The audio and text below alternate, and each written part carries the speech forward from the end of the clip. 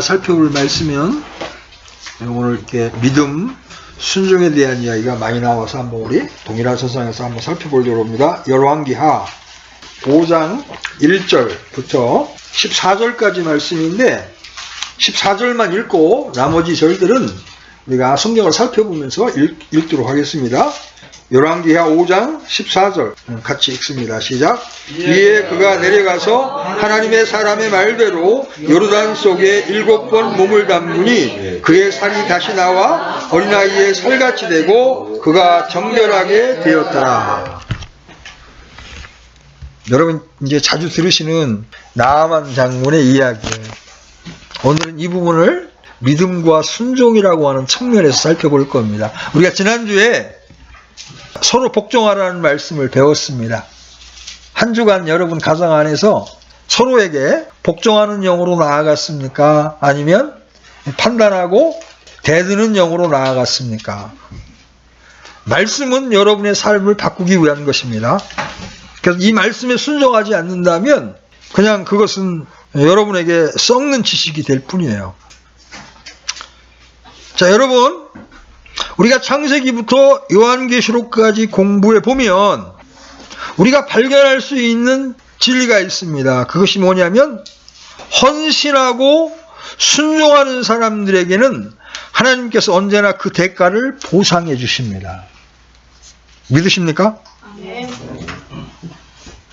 하나님은 언제나 순종의 대가를 보상해 주시는 분이십니다.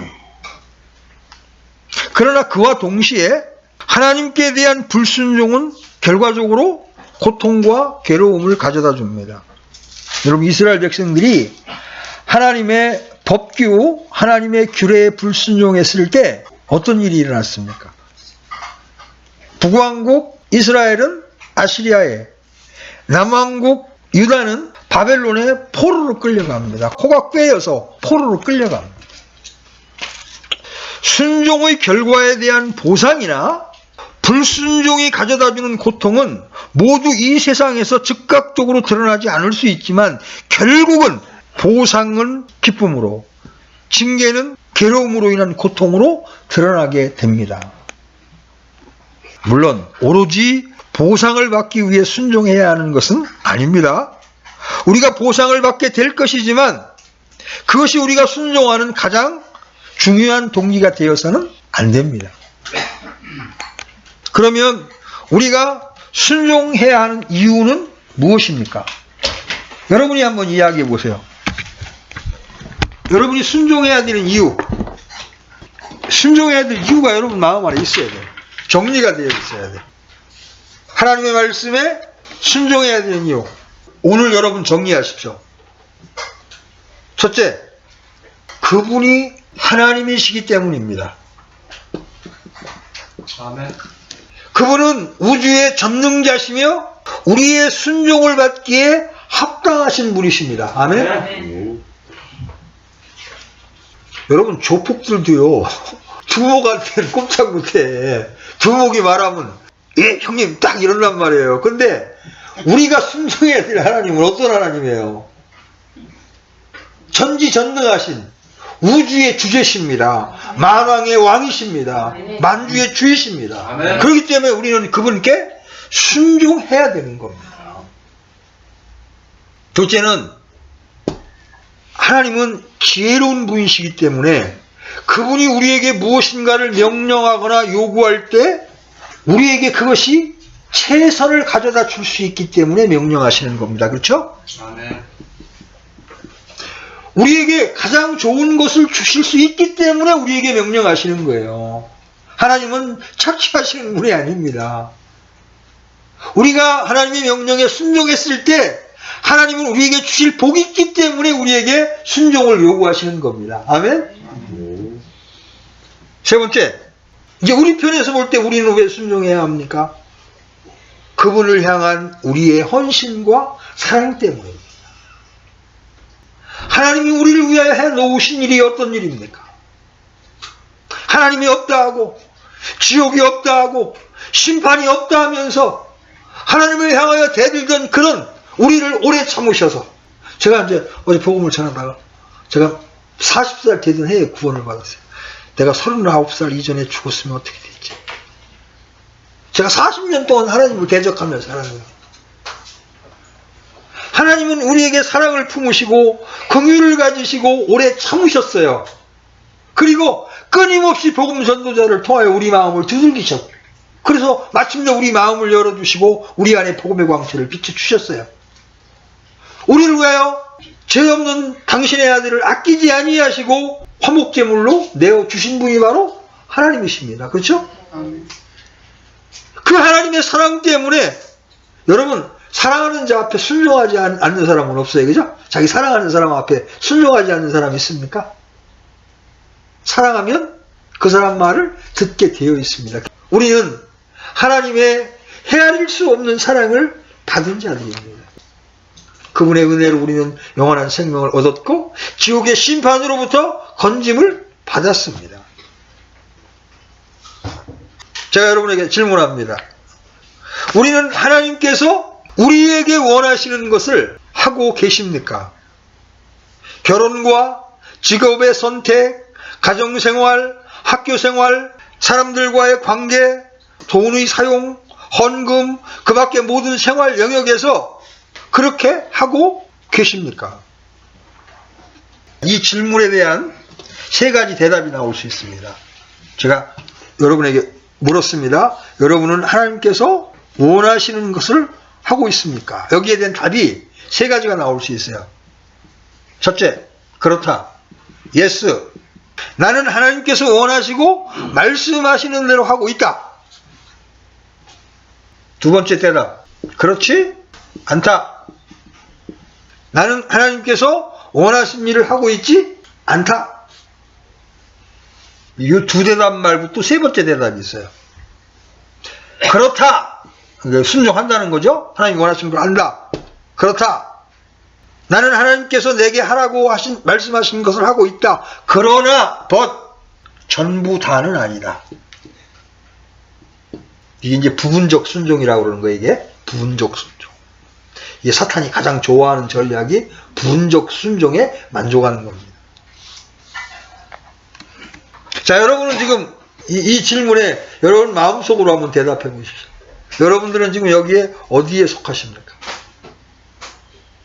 자, 우리가 열왕기 하 5장을 폈습니다. 열왕기 하 5장은 순종하는 일에 어려움을 겪고 있는 한 사람의 모습을 보여주는 완벽한 예가 될 수가 있습니다. 여기서 나오는 주인공 나만 장군의 순종의 결과는 구원과 기쁨이었습니다. 그런데 이 본문의 내용은 우리의 생활의 모든 영역에 적용해 볼 수가 있어요. 한번 본문 말씀을 한번 살펴봅니다. 나만 장군은 많은 사람의 존경을 받던 용감한 장군이었습니다. 하나님께서는 그가 전투에서 승리하고 시리아 군대를 구하도록 허락하셨습니다. 그러나 그의 모든 지위와 특권에도 불구하고 그에게 치명적인 질병이 있었습니다. 여러분 1절 보십시오. 1절 같이 읽습니다. 시작. 이제 시리아 왕의 군대 대장 나아만은 자기 주인에게 크고 존귀한 자였으니 이는 주께서 그를 통해 시리아에 구출을 주셨기 때문이더라. 그는 또한 강한 용사였으나 나병 환자더라. 그는 강한 군사였지만 나병 환자였더라. 문둥병 환자였더라. 여러분, 오늘날도 이 나병은 무서운 질병으로 여겨지고 있습니다. 지금은 좋은 약이 개발되었지만 그래도 여전히 치료되기 어려운 끔찍한 그런 병입니다. 말초신경이 죽어가면서 환자들은 고통을 느끼지를 못합니다. 손가락이 빠지고요. 코가 문드러져도 고통을 느끼지 못하면서 그죠? 점점점 병이 악화됩니다. 심한 경우는 거의 사람의 모습을 잃어버리기까지 합니다. 근데 아마 이 나만 장군은 지금 그 문둥병의 질병이 완전히 바깥으로 드러난 것 같지는 않아요. 그러니까 여전히 군대 대장으로서의 일을 하고 있는 거겠죠.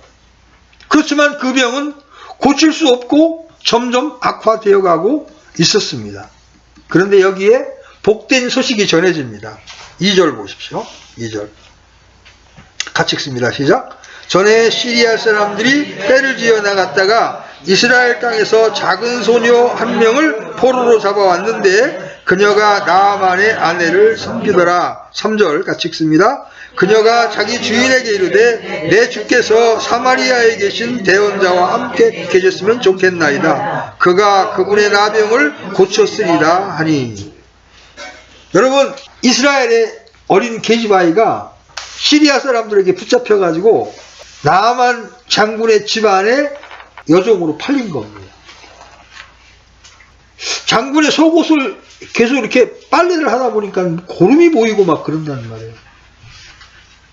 그래서 이제 이 여종이 눈치챈 거예요. 아, 우리 대장이 지금 문둥병이 걸렸구나.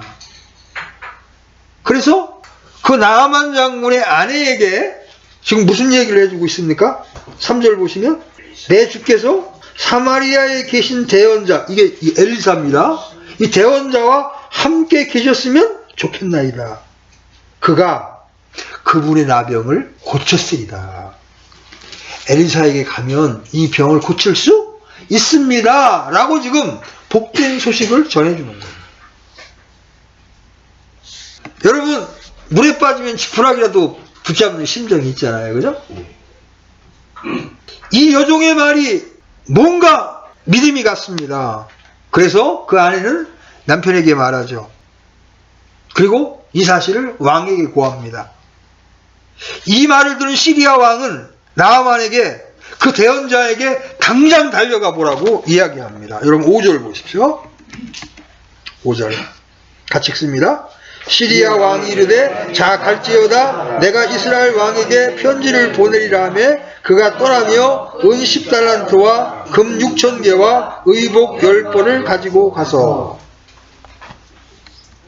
어마어마한 돈을 싸들고 이제 대언자 엘리사에게 갑니다.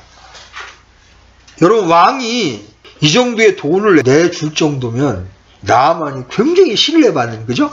장군이었음을 우리가 알 수가 있습니다. 그리고 편지까지 써줍니다. 이스라엘 왕에게. 우리 장군을 좀 고쳐달라고. 그런데 이 편지를 받게 된 이스라엘 왕이 어떤 반응을 보입니까? 여러분 7절 보십시오. 7절 같이 읽습니다.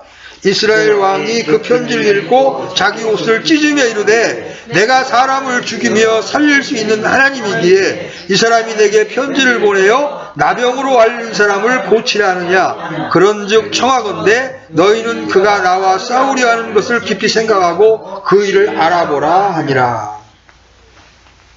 이게 전쟁하려고 지금 시비 건다고 지금 이렇게 생각하고 옷을 찢으면서 두려워하고 있습니다.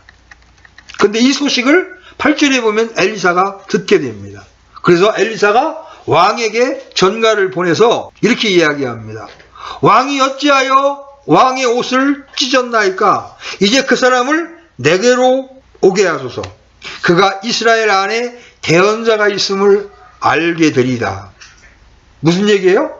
그 나병 환자 나아만 제게 보내십시오. 그가 하나님의 능력을 체험하게 할 것입니다. 이렇게 말한 겁니다. 자, 이제 나아만이 말들과 병거들을 거느리고 엘리사의 집으로 옵니다. 9절 보세요. 9절 보시면 그 말씀이 나와 있습니다. 그런데 10절에서 엘리사의 반응이 재밌어요. 여러분, 이웃 나라의 군대 장관이 왔으면요, 총사령관이 왔으면 어떻게 해야 돼요? 버선발로 나와가지고 그를 영접해 드려야 되잖아요. 그죠? 우리나라에 김여정이가 왔을 때도 완전히 난리를 폈잖아요. 캐책 하나를 동원해가지고 평창까지 실어 날리고, 그죠? 시리아 왕의 칙서를 가진 군대 장관이 왔는데 엘리사가 어떻게 합니까? 여러분 12절 보세요. 어떻게 해요? 10절 같이 읽습니다. 시작. 엘리사가 사자를 그에게 보내어 이르되 가서 요르단 속에서 7번 씻으라. 그리하면 네 살이 다시 나와 내가 정결하게 되리라 하니라. 나 쳐다보지도 않아. 내가 조응시켜서 야, 요르단강 물에 가서 7번 들어갔다 나와. 그러면 너 깨끗하게 될 거야. 이때 나아만 장군이 어떤 반응을 보입니까? 그 말을 듣고 11절 12절 같이 읽습니다. 시작. 그러나 나아만이 노하여 물러가며 이르되 보라 나는 그가 분명히 내게로 나와서서 주 자기 하나님의 이름을 부르고 그 부위를 손으로 쳐서 나병 환자를 회복시킬 줄로 생각하였도다. 다마스커스의 아바나와 바르갈강이 이스라엘의 모든 물보다 낫지 아니하냐. 내가 거기서 씻으면 정결하게 되지 아니하냐 하고 이에 돌아서서 분노하며 떠나가니. 열받은 거죠. 아니 이 자식이 나와보지도 않고, 나는 최소한도 내가 왔으면 탁 나와가지고 잘 오셨습니다 그런 다음에 하나님의 이름을 탁 부르고 오 주 여호와여 그런 다음에 자기 그 나병 난 데다 탁 손을 얹고 안수 기도할 줄 알았단 말이야. 근데 뭐 요단강물에서 뭐 나를 씻으라고? 요단강물이 깨끗한 물이 아니에요. 이 흙탕물이 막 흐르는 그런 물입니다. 그래서 야, 우리나라에 있는 아바나와 바르갈강이 이스라엘 모든 물보다 낫지 않느냐. 차라리 거기 가서 씻지 내가. 이 더러운 흙탕물에 내가 내 몸을 담그란 얘기냐? 열이 받을 대로 받았어. 그래가지고 분노해서 이제 자기 나라로 돌아가려고 그럽니다. 여기서 보세요. 나아만은 병이 낫기를 바랬습니다. 그렇죠? 그러나 하나님의 처방대로가 아니라 자기의 처방에 따라 자기 원하는 대로 치유받기를 원했습니다. 그는 아마 이렇게 생각했을 거예요.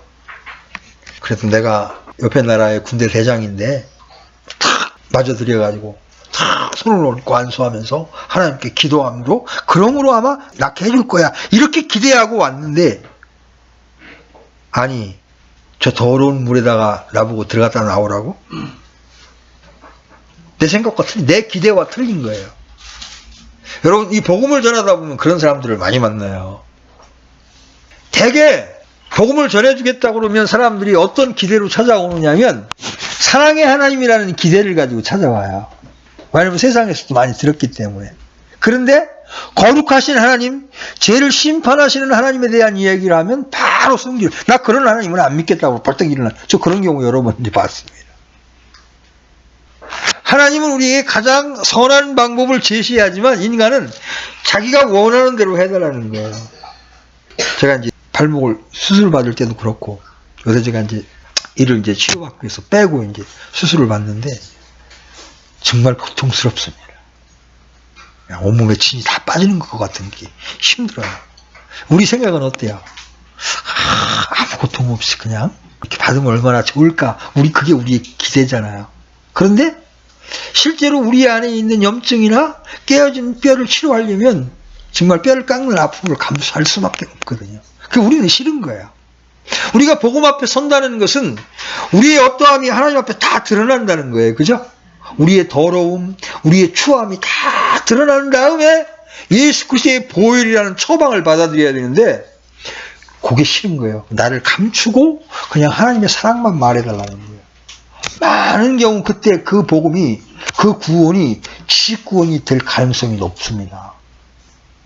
내가 드러나지 않은 채, 하나님 앞에 나의 부패함과 나의 더러움이 드러나지 않은 채 하나님의 사랑만을 딱 따먹게 되면요, 이 지구원일 가능성이 높아요.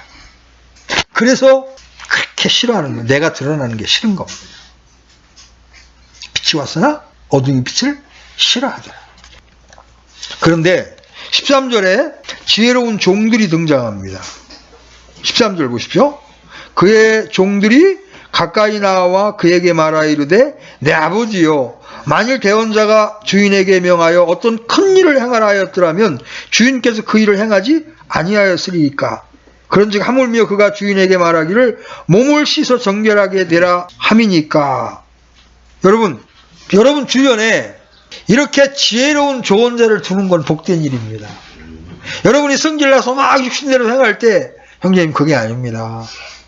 형제님 그거는 자칫 잘못하면 마귀에게 마음을 빼앗길 수 있는 겁니다. 형제님 자중하셔야 합니다. 이렇게 옆에서 붙잡아줄 수 있는 지체가 있다는 것은 복된 겁니다.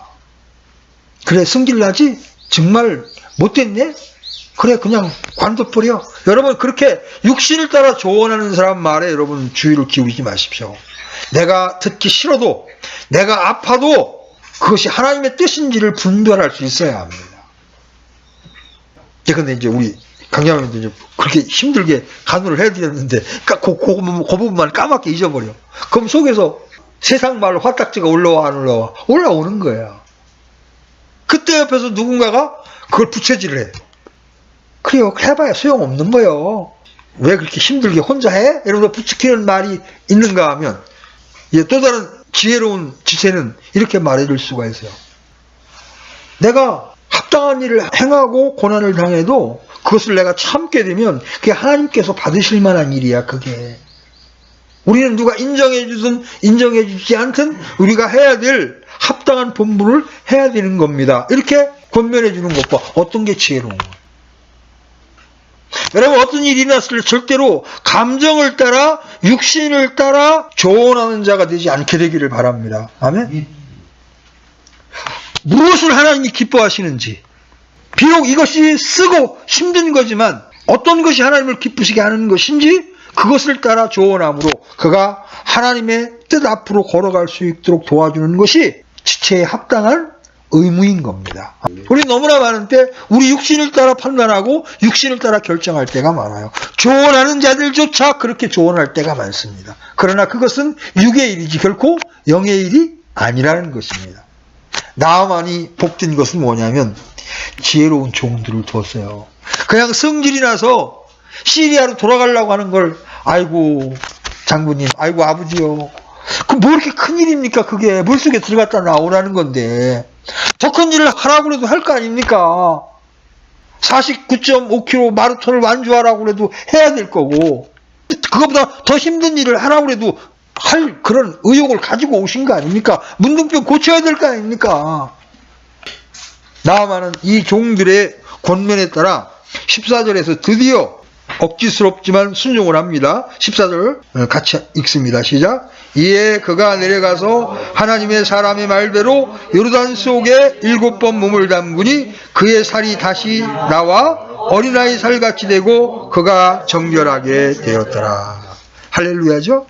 여러분, 나머지 이야기 다 잘 압니다.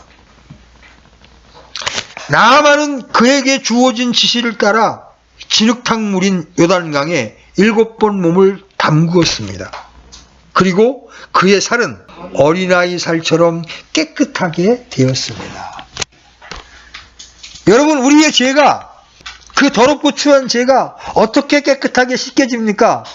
예수 그리스도를 신뢰하라, 예수 그리스도의 피를 믿으라, 그 명령에 우리가 순종했을 때 우리의 모든 죄는 맑게 씻겨지는 것입니다. 아멘. 우리의 죄가 주홍같이 붉을지라도 눈과 같이 시게 되는 것입니다. 우리의 죄가 진홍같이 붉을지라도 양털같이 시게 되는 것입니다. 하나님이 믿으라고 한 그분의 복음의 명령을 순종할 때 우리는 깨끗하게 되는 겁니다. 지금 나를 보지 마십시오. 하나님의 약속을 바라보시면 그 약속대로 깨끗하게 되는 것입니다.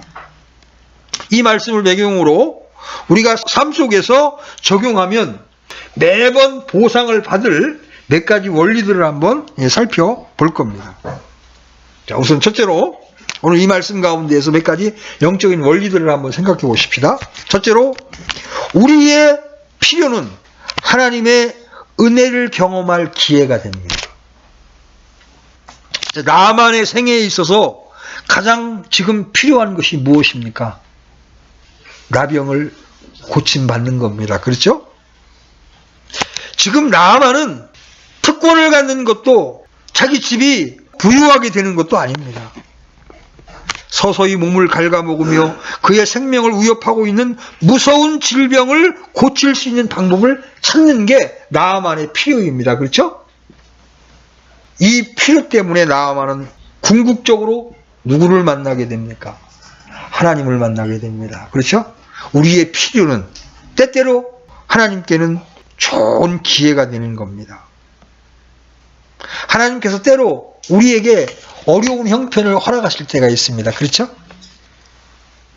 기대하지 않았던 질병에 걸릴 수도 있습니다. 사람들과의 관계가 어려워질 수도 있습니다. 그런데 그때가, 그 위기의 때가 하나님을 경험할 수 있는 소중한 기회가 된다는 것입니다. 제가 그랬습니다. 제게 죽음과 같은 그 고통이 찾아오지 않았다면 저는 절대로 하나님을 찾을 사람이 아니었습니다. 여러분 옛날에 저를 여러분들이 못 보셔서 그래요.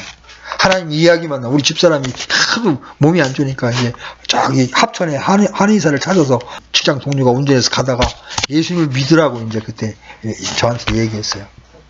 제가 어떻게 얘기했을 것 같아요? 딱 그렇게 말하는 자매를 쳐다보고 병신들이나 교회 예배당에 가 앉아 있는 거야. 제가 그랬던 사람이에요. 그때 정말 죽고 싶을 만큼 고통스러웠던 그 과정이 지금 지나놓고 보니까 하나님을 만날 수 있는 복된 기회였다는 거예요. 지금 여러분 인생에 여러 가지 어려움이 있을 수 있습니다. 정말 눈물이 나고 입에서 쓴물이 올라오고 때로 하나님께 원망이 나올 수 있습니다.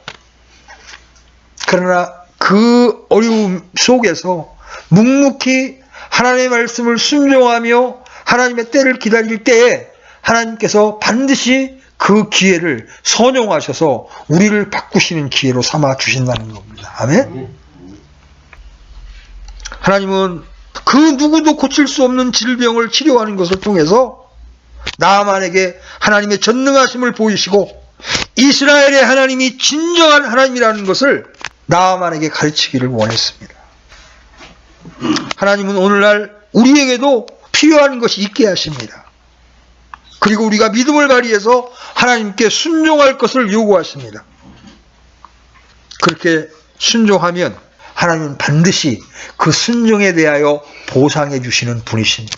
아멘.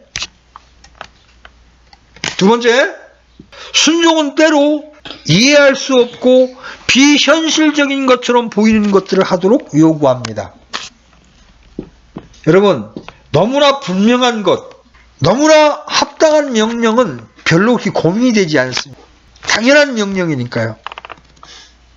근데 오늘 나아만이 엘리사에게서 받은 명령은 좀 순종하기 어려운 것이었습니다. 그래서 나아만은 엘리사가 자신을 맞으러 나오지 않은 것에 대해서 무지하게 화가 났습니다. 거기다가 별로 깨끗하지 않은 요단강에 7번 몸을 씻어야 한다는 것은 너무나 어리석고 웃기는 이야기로 들렸습니다. 도무지 논리에 맞지 않는 것처럼 보였습니다. 그래서 그 명령에 순종하지 않고 그냥 자기 나라로 돌아가려고 했습니다. 그런데 종들의 권유에 따라 그럼 어려운 일도 아닌데 한번 해보시죠. 그래서 그 비현실적이고 이해할 수 없는 그 엘리사의 말에 순종을 했습니다.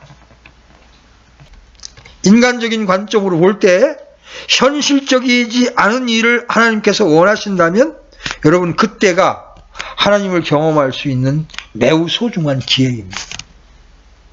우리는 우리의 육신을 따라 금방금방 내 원하는 대로 판단하고 결정할 수 있습니다. 그런데 이해할 수 없는 비현실적인 하나님의 명령이 떨어졌을 때는 그야말로 우리를 참으로 복되게 하기 위하여 그러한 명령을 주시는 겁니다. 여러분, 이상한 시간에 하나님께서 여러분에게 집을 나서라고 하실 수 있습니다. 왜냐하면 문 밖에 구원이 필요한 사람이 기다리고 있을 수 있습니다. 여러분, 빌립이 하나님의 지시를 받았던 거 여러분 기억납니까? 주의 천사가 빌립더러 일어나서 남으로 향하여 예루살렘에서 가사로 내려가는 길까지 가라. 여러분 뜬금없이 광야로 가라고 그럽니다. 이해할 수 없는 명령입니다. 그런데 그 명령에 순종했더니 거기에 지금 누가 가고 있어요? 에디오피아 내시가 이사야서를 읽으면서 요게 누구냐 이러면서 가고 있는 겁니다. 만약에 빌립이 아이고 이 지금 황금어장에서 복음 전해야지 제가 왜 광야에 갑니까 하고 핑계를 대고 광야로 가지 않았다면 에디오피아에는 복음이 전해지지 않았을 겁니다. 그렇죠? 여러분이 이렇게 이해할 수 없는 명령에 순종하게 되었을 때 여러분은 내 잔이 넘치나이다 하는 이런 고백을 할 수 있게 됩니다. 하나님은 순종을 통하여 폰에도 끝이 없이 솟아나는 샘물과 같은 하나님의 은혜를 우리에게 제공해 주십니다. 하나님과 좋은 관계를 위한 최선의 전략은 순종하는 것으로 만족하는 겁니다. 순종 자체가 사실은 복이에요. 순종할 수 있게 된 것 자체가 복입니다. 그래서 하나님은 그분의 영원하신 말씀으로 모든 것을 이루시는 분이라고 진심으로 고백하게 될 때까지 여러분을 묻고 있는 여러분의 생각, 이런 것들을 제할 수 있어야 합니다. 아멘. 이런 고백을 할 수 없는 한 결코 성령 안에서 자유할 수 없습니다. 여러분, 처음에 나아만은 얼마나 실제적입니까? 이렇게 해줄 거야. 그죠? 그러나 이해할 수 없는 명령을 들었고, 그리고 처음에는 열받아 했지만 종들의 권면을 따라 그 말씀에 순종했을 때 그 나병이 걸린 고름이 질질 흐르는 그 몸은 어린아이 살처럼 되었습니다. 사실 요 복음도 그래요. 복음도. 여러분, 죄가 있으면 착한 일을 해서 그 죄를 어떻게든 좀 상쇄를 하고 그래야지 우리가 의롭게 되지.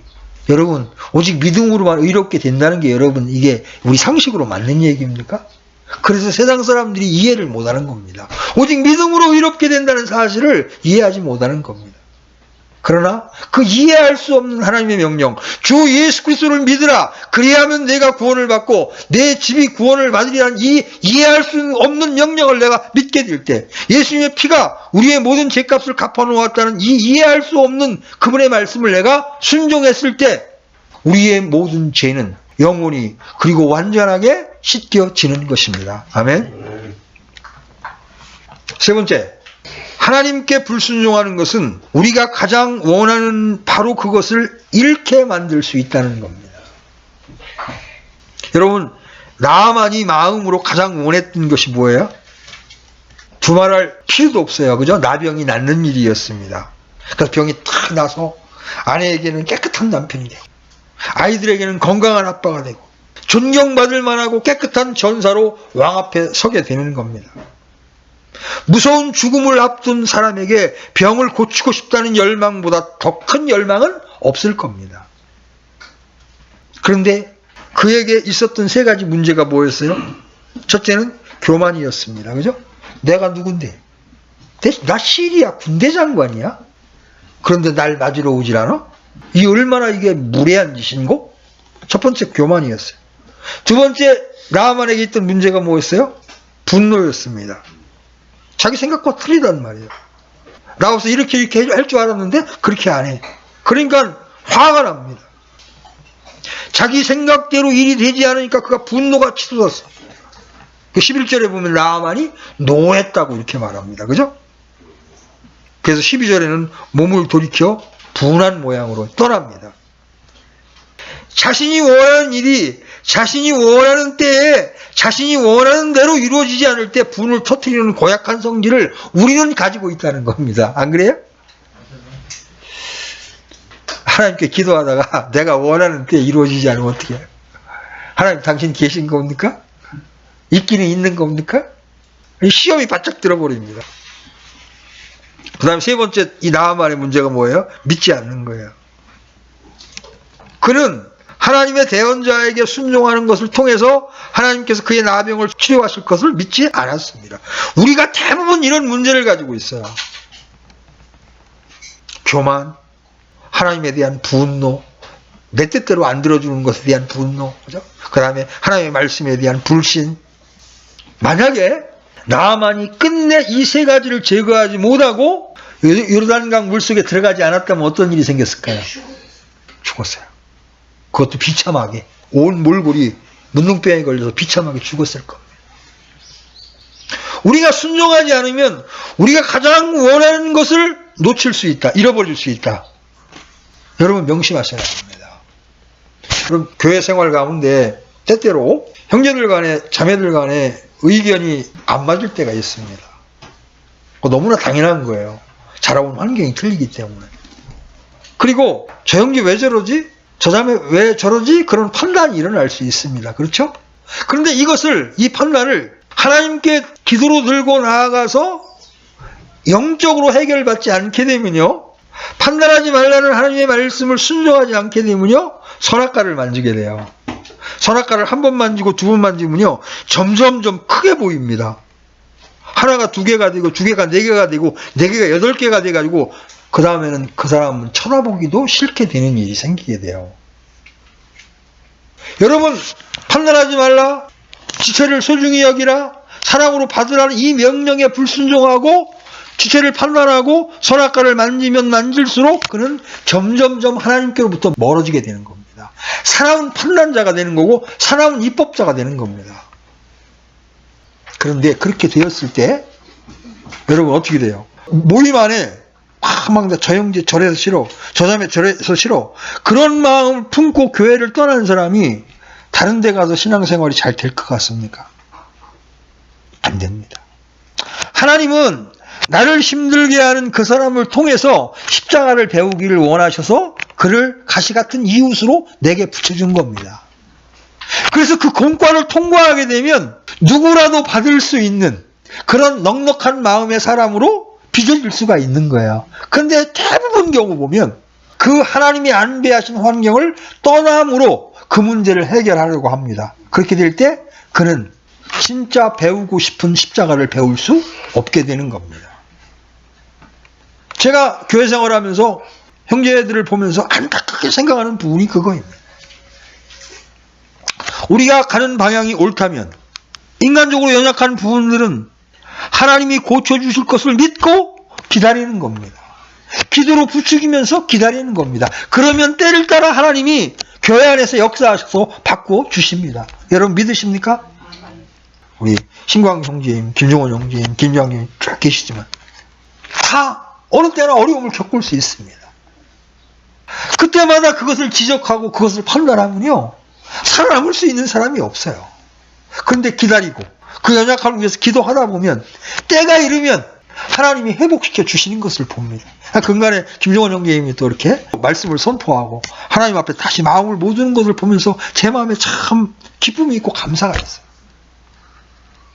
하나님의 교회는 지체로 연결되어 있으면서 내가 바르게 서 있고 내가 하나님의 생명 가운데 있으면 그 생명이 자연스럽게 전달되면서 나중에 건강을 찾게 되어 있어요. 그게 자연 치유력입니다. 여러분 믿으십니까? 우리 몸에는 자연 치유력이 있습니다. 근데 그것을 억지로 떼어내려 하거나 억지로 고치려고 할 때는 부작용이 일어나게 됩니다. 나는 이런 몸의 원리, 그리스도의 몸과 지체와의 관계를 통해서 신앙을 배울 수 있었으면 좋겠습니다. 여러분 또 한 사람이 살아나잖아요. 한 사람이 충만함을 경험하게 되잖아요. 그것은 또 다른 영혼들에게 전염이 됩니다. 아, 하나님이 저 형제님이 저렇게 지금 바꾸고 계시구나, 저렇게 일하시는구나. 그러면 그걸 보고 있는 형제들에게 은혜가 되고 배움이 되는 거예요. 여러분 나 하나쯤이야, 여러분 절대 그렇게 생각하지 마십시오.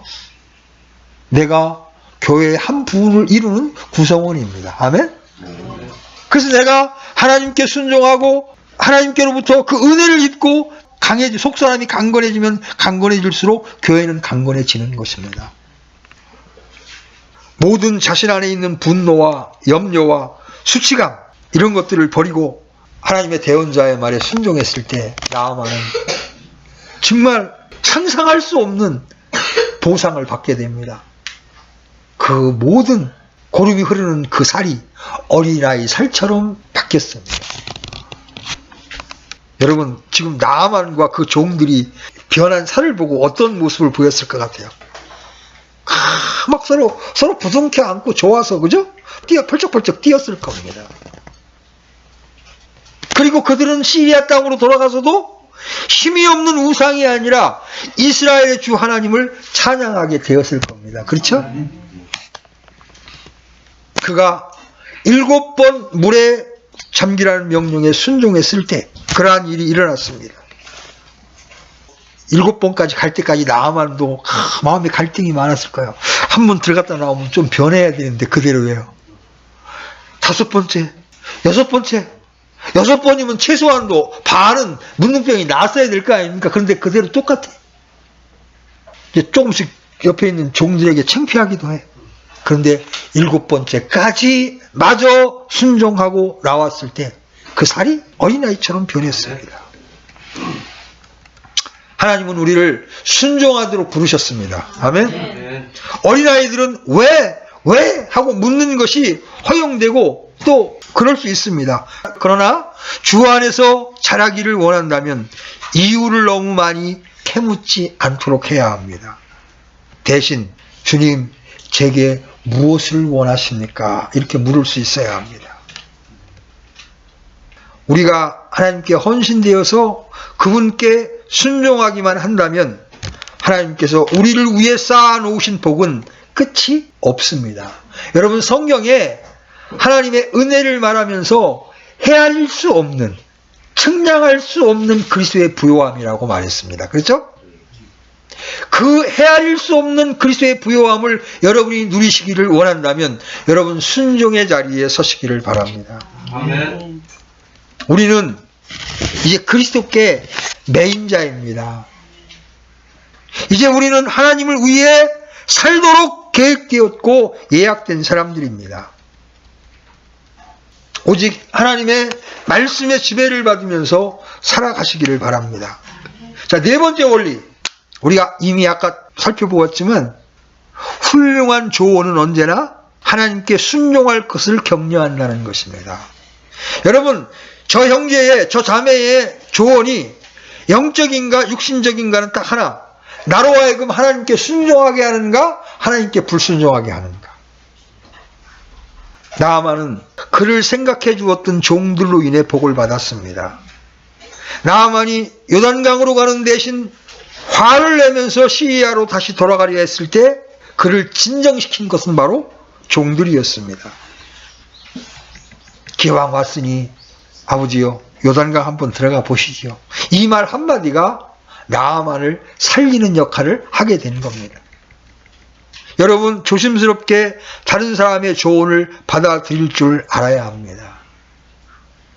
그렇게 영적 지식이 많은 사람들도 다른 사람의 조언을 도무지 들으려 하지 않는 사람들이 너무나 많습니다. 제가 어떤 형제에게 다른 사역자의 모든 의견을 들어서 한번 권면하게 되었습니다. 형제님, 많은 형제님들이 형제님의 이런 부분으로 힘들어하고 있기 때문에 형제님이 이런 부분을 좀 자중해야 될 것 같습니다. 형제님이 제 말을 들으시면 제가 형제님을 얻게 되고 형제님이 제 말을 안 듣게 되면 서로 불편한 관계가 될 것입니다. 그랬더니 그 형제님이 제게 뭐라고 대답을 하냐면, 지들이 나를 어떻게 알아? 내가 얼마나 내가 사는 지역에서 존경을 받고 있는데 전혀 받을 줄을 몰라요. 여러분, 다른 사람의 고언을 들을 줄 아는 사람이 영적인 사람입니다. 아, 내가 그걸 몰랐는데 내게 그런 부분이 있었습니까? 좀 더 자세하게, 좀 더 솔직하게 말해주면 내가 나를 돌아보겠습니다.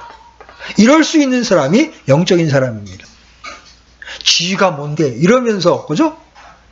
그 조언을 받을 수 없는 사람은 아무리 성경 지식이 많아도 그는 하나님의 영을 따르는 사람이 아니라는 겁니다. 자, 마지막 원리, 다섯 번째. 순종의 결과로 주어지는 보상은 우리와 다른 사람의 신앙을 견고하게 세워주고 격려해 준다는 겁니다. 자, 여러분이 정말 할 수 없는, 하기 힘든 명령을 순종해서 하나님께로부터 여러분 복된 은혜를 받게 되면 여러분의 그 신앙은 다른 사람을 세워줄 수 있는, 다른 사람을 견고하게 해줄 수 있는 그런 신앙이 된다는 것입니다. 아멘. 자, 나아만은 순종했습니다. 나중에 그는 시리아와 전 군대에 영향을 끼쳤을 겁니다. 여기서 여러분, 나아만으로 하여금 이러한 복된 위치까지 오게 한 계집종을 여러분 기억해 보십시오. 그는 비록 시리아의 포로로 끌려갔지만 그 작은 계집종 아이의 마음속에는 하나님의 종 대언자에 대한 믿음이 있었습니다. 하나님이 그 대언자를 쓰고 계시고 그 대언자에게 가면 문둥병에 걸린 자라도 깨끗게 될 것이라는 그 믿음이 그 계집종 안에 있었습니다. 그 계집종의 믿음이 나아만의 아내에게, 나아만의 종들에게 계속해서 퍼졌고 마침내 깨끗게 되는 역사를 통해서 시리아의 온 군대와 온 시리아로 하나님에 대한 믿음이 퍼져 나갔을 것입니다. 여러분, 우리가 믿고 순종해야 될 분은 천하 만물의 으뜸이 되는 예수 그리스도십니다. 아멘. 그분은 우리의 순종을 받으시기에 합당하신 분이십니다. 우리 그분께 온 인생을 순종하며 살아야 되지 않겠습니까? 그런 순종의 사람으로 여러분 발견되어서 하나님이 주시는 보상을 풍성히 누리면서 다른 사람들을 또 격려하고 세워줄 수 있는 자로 서게 되기를 주 예수님의 이름으로 축복합니다. 아멘.